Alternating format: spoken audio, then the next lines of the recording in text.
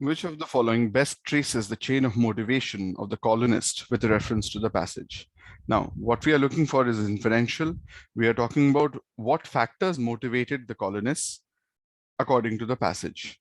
Now, here we see that in all the given options, we have the word to, which means this is actually talking about how the motivation of the colonists evolved as given in the passage or according to the information of the passage.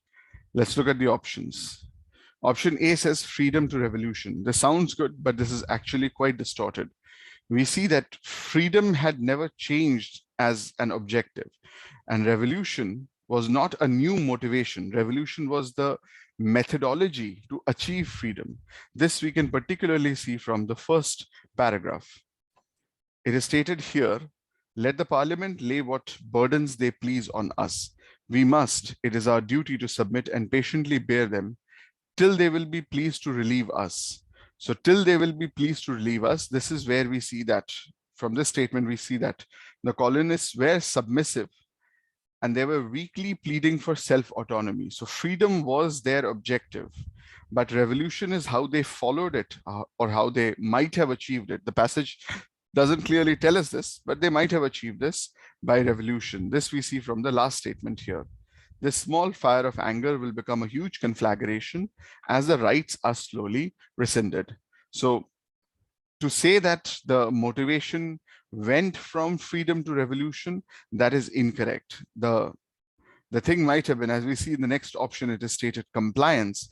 We can say that the motivation was compliance to revolution, but freedom to revolution, no.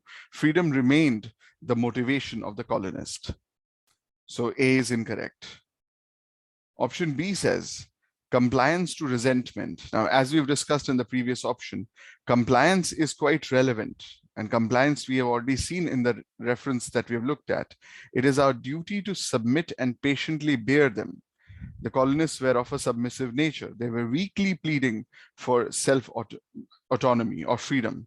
So compliance was a motivation early on, but resentment, again, resentment was not a motivation.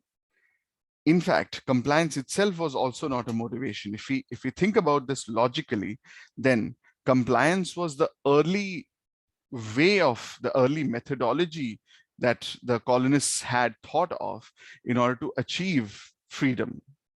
The reference is already marked here, the last two statements of the first paragraph. And then eventually it changed to resentment, but the motivation had always been freedom. So this also is distorted. We can eliminate option B. Option C tells us economic to patriotic. Now, this doesn't talk about freedom, but this does talk about a certain evolution of motivations of the colonists. We find economic motivation early on in the first paragraph. We see it here. The conditions of the rights of the colonists will slowly be changed as the constriction of the parliament becomes more and more intolerable. During the 7 Years' War, England was not only alarmed by the colonists' insistence on trading with the enemy, but also with Boston merchants hiring James Otis in order to protect the legality of the writs of assistance. General search warrants used to hunt out smuggled goods. So we have the aspect of economic motivations here. The initial motivations were economic. Yes, they were submissive as well. They were pleading as well, but it was economic in nature. It becomes patriotic later on. We have three references to this. First, in the first paragraph, the small fire of anger will become a huge conflagration as the rights are slowly rescinded. And we are talking about trading rights. So economic is also confirmed in this way. In the second paragraph, somewhat towards the end, we do talk about the Stamp Act, etc., etc. So these still talk about economic factors. But then we see here, when the Declaratory Act was passed in March of 1766, many colonies were attempting to claim that they were seceding from England. And this, in the third paragraph, has been referenced as an attempt at independence.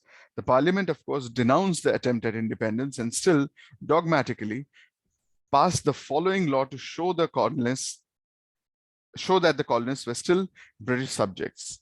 The colonists were infuriated and later will resist the British imperialism on the colonies. So the colonists would resist the British imperialism on the colonies. In a generalization, they would resist the British rule altogether. So it had turned from economic to patriotic, basically a struggle for freedom from the British yoke, the British control, the imperial control.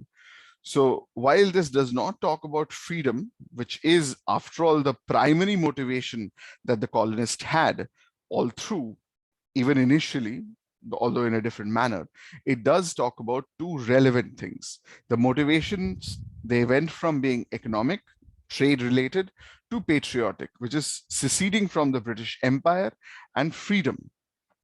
So C is a valid choice. Option D says idealism to action, but that is also not true, because if we see the initial aspect, let the parliament lay what burdens they please on us, it is our duty to submit and patiently bear them till they will be pleased to relieve us. So it was submissive. The initial stance, the very early stance, was submissive, but it was definitely not idealistic. So the colonists, they did not idealize the colonizers. They took action. Here, the action is to submit and patiently bear out. Later on, the action would become full-on revolution. And we see that there are tumultuous events. During the late 1700s, many tumultuous events resulted in colonial opposition to Great Britain. So yet again, this cannot essentially be qualified. This is a distortion.